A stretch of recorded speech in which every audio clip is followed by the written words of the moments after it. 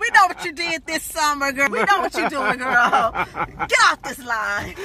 No, only because I love your personality. Okay, I want it shines. Okay. Like it is on camera. Okay. So here's a question.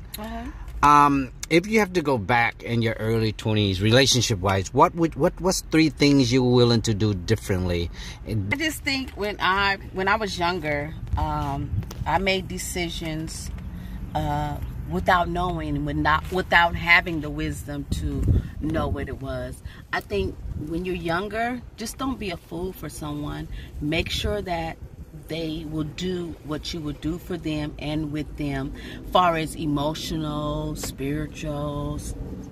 Don't be bullied, or don't be so desperate for someone to love you. Love yourself. Love yourself, so you won't be in a situation where somebody is taking advantage of you.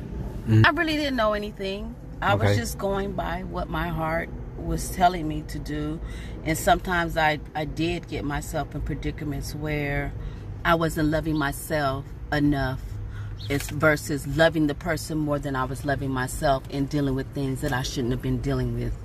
Because if I loved myself more, they couldn't make me, or I wouldn't do the things that I was doing just for love. I was young, I was foolish, and I think when we're younger, that we tend to do things, like you say, we don't do it out of thinking.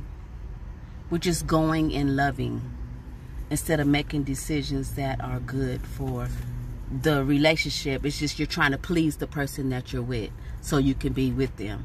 Now that I'm wiser and older, I understand that I need to love myself more than I love being in love, because being in love is different to everybody, because everybody has their own train of thought or what love is. So it's really not a